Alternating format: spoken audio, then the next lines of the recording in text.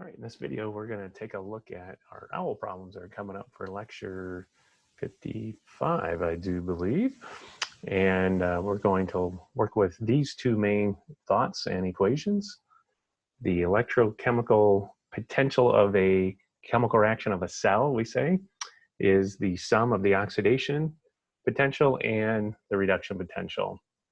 Also, we're going to see the connection between free energy and the cell potential. So that E there, so in this last equation with free energy and E, that's the E cell. I should probably add that in down here. And sometimes you'll see the standard symbols here as well, and sometimes you won't, and it's okay, they're still equivalent. Let's not freak out about that. And sometimes you'll see it there for those.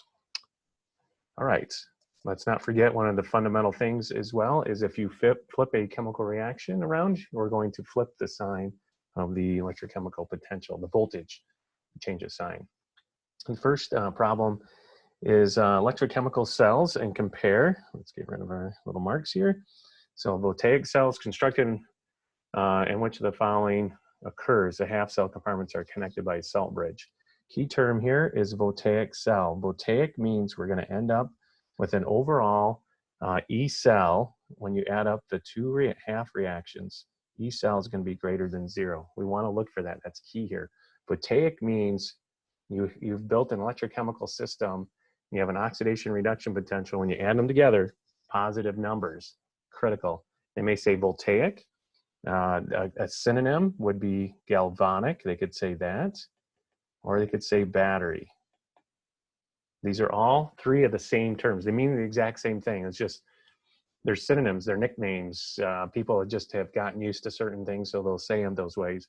But in the end, it really means E cell is greater than 0. That's what we're looking for. So I'm not going to do this problem entirely, but I just want to give you a set what they're looking for. Get this set up. So the Voltaic cell, the half cell compartments are connected by a salt bridge. So what's happening at the anode and what the cathode? So they're just telling you this is going to work.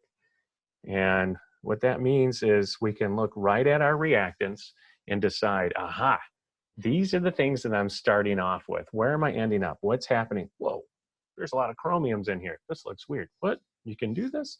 Sure enough, chromium is reacting with itself in some ways here.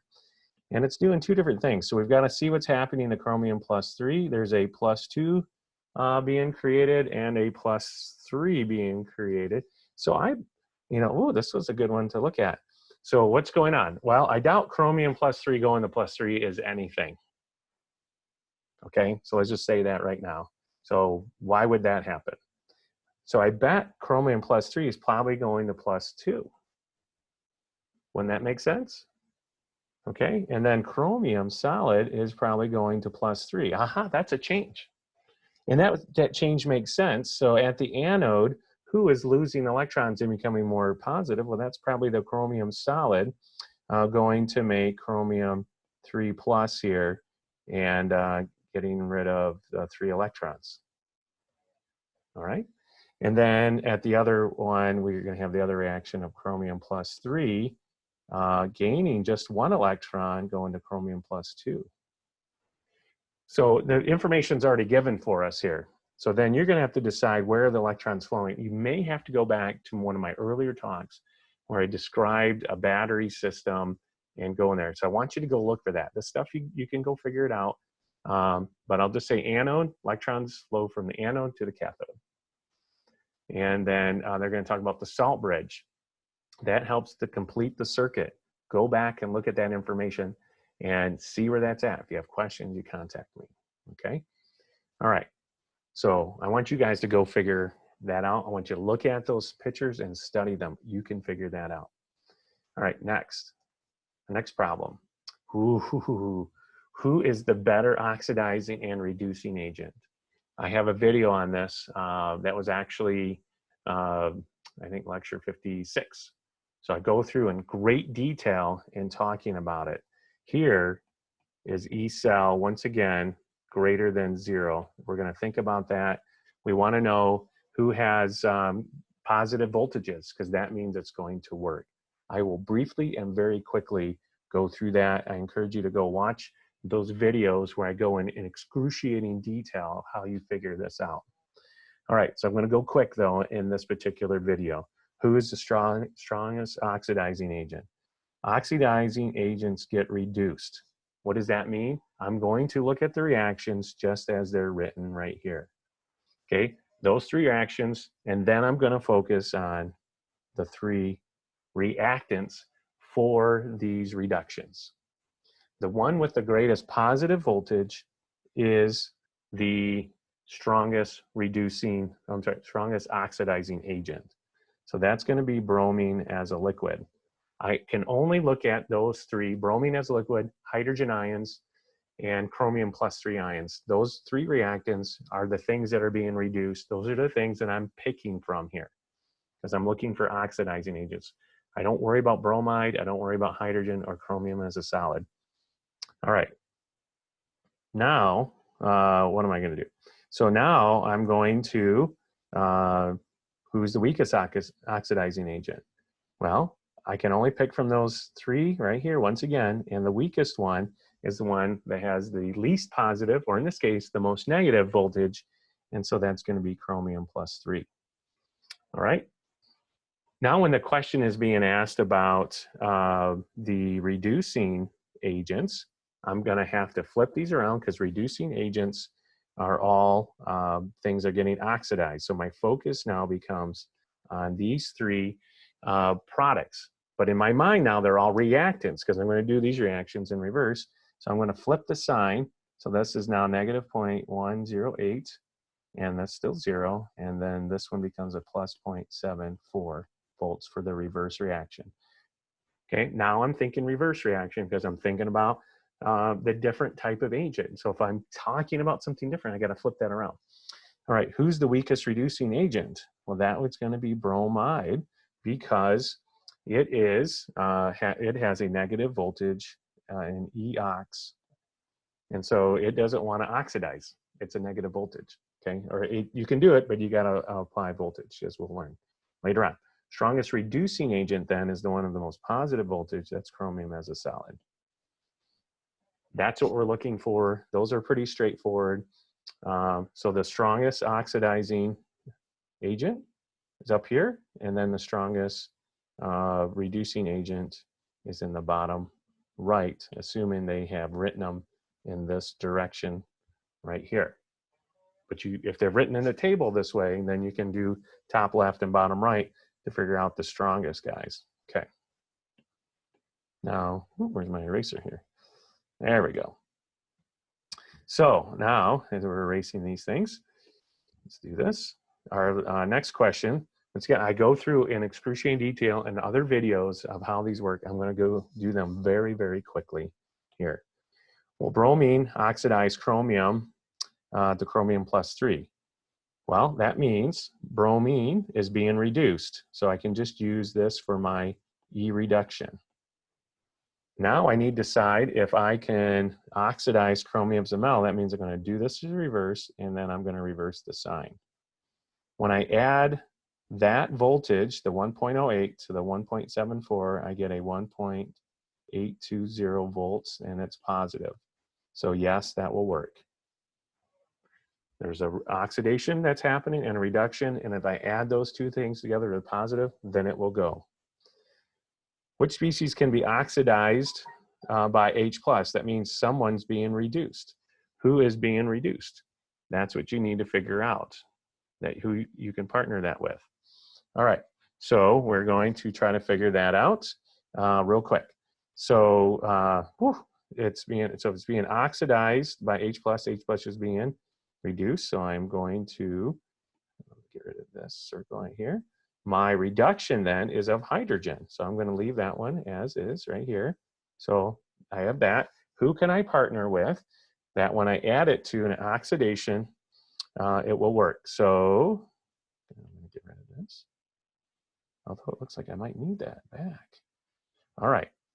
I'm being asked, I need to think about oxidation. So I'm going to think about these in reverse now. I need an oxidation to partner with. So I got a negative 1.08 and a positive 0.74 volts. It looks like I want to partner with this reaction again, and that will give me an overall. So I think about the chromium as a solid. That's my reactant now. I know you see it right there in the screen. So that's a product. Yep, but I can use that here. So it's probably chromium as a solid is what I'm looking for there. Once again, go watch these videos, think about it. I think about what is my overall E cell, and I have to flip things around to get there. All right, next one. Number 3, let's clear the screen. A voltaic cell is constructed from a standard copper 2+ and copper half cell. Give the reduction voltage, and then they give you silver and ions going to silver, half cell reduction there. Now you have to decide who is the E cell here, who is being oxidized, who is being reduced. Now they're giving you the option of saying, hey, you have copper ions and copper metal. You have silver and silver ions. Which way can you put these together to get a spontaneous chemical reaction, a voltaic cell, which means spontaneous? So it looks like to me if I've got to flip one of them. I've got to flip one. Who am I going to flip? If I flip and go copper to copper 2+ plus 2 electrons, and I turn that one into oxidation, negative point, I'm running out of screen real estate here.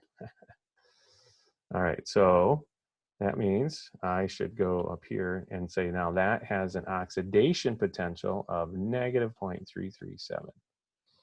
But when I partner that with the reduction of silver ions, as it's discussed there, I can leave its reduction potential at 0.799. And then when I add those two together, I'm going to get a positive number.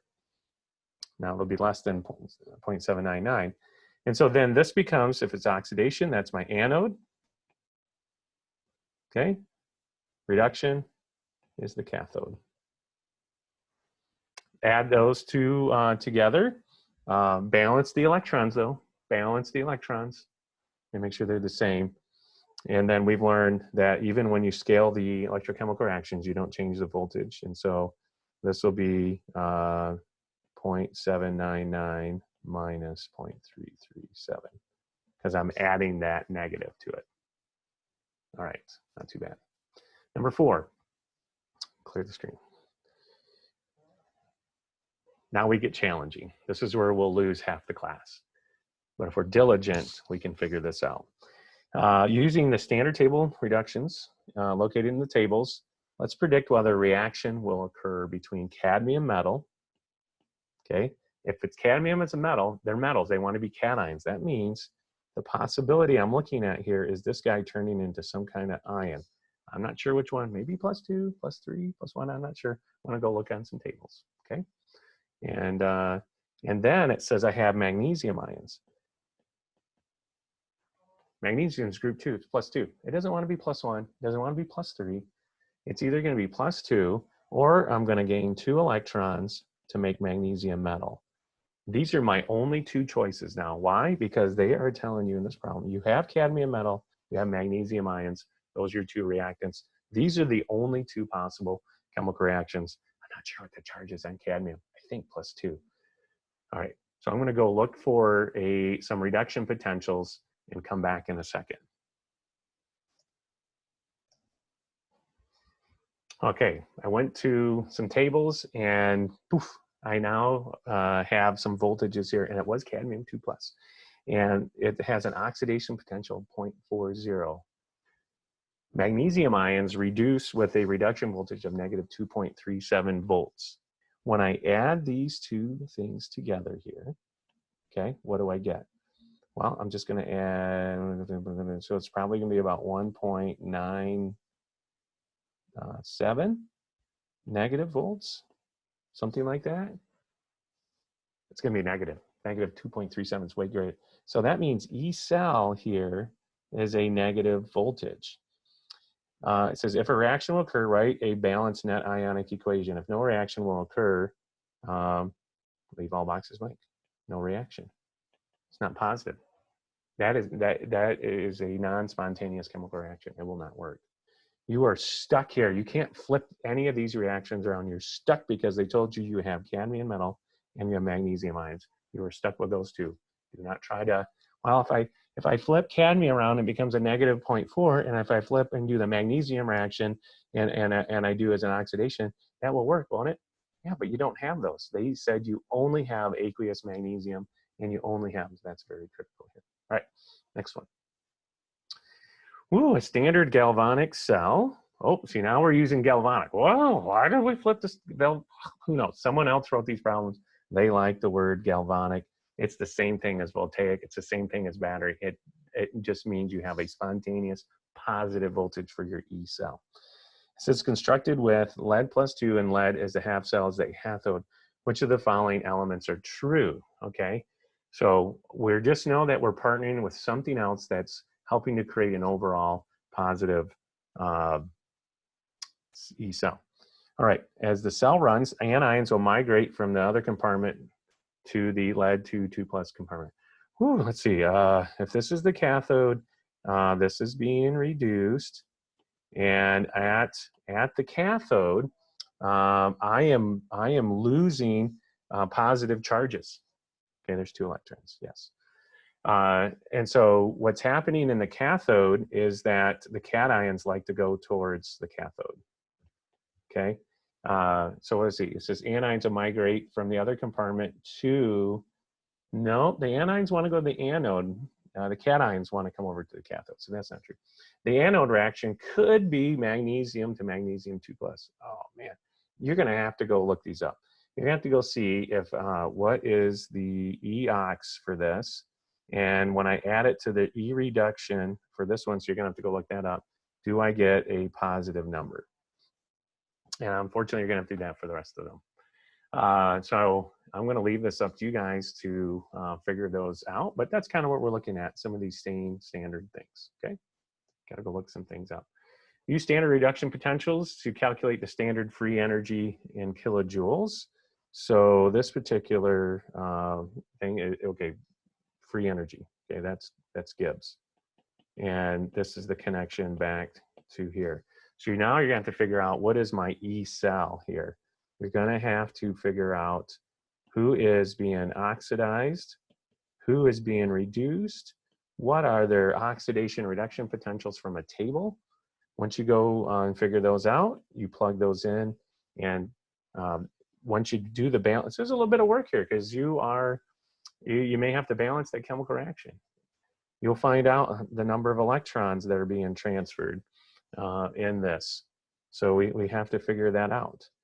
And that's only from the balanced chemical reaction. So you have to go through and balance that.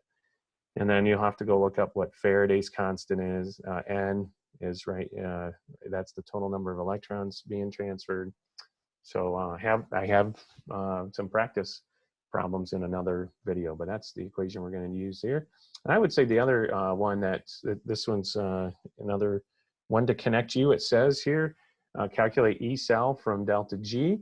So we're going to do the same thing except for, so we'll use the same equation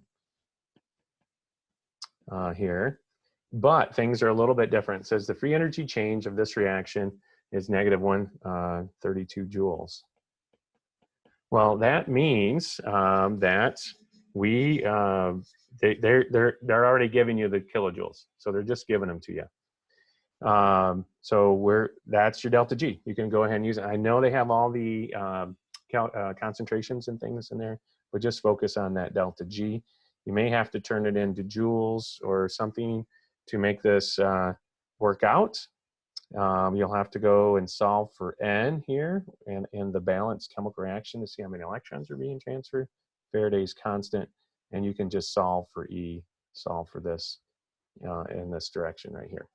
Okay, so hopefully that gives you some starting points to go and practice. A lot of it's on E cell and delta G here. Practice using those. Train your mind to think about what is the overall E cell, and if it's positive, it will go. And that's because of this equation right here. Delta G is negative. It's non-spontaneous when you have a spontaneous, when you have a positive electrochemical cell voltage. Hopefully you found that helpful, and we'll see you next time.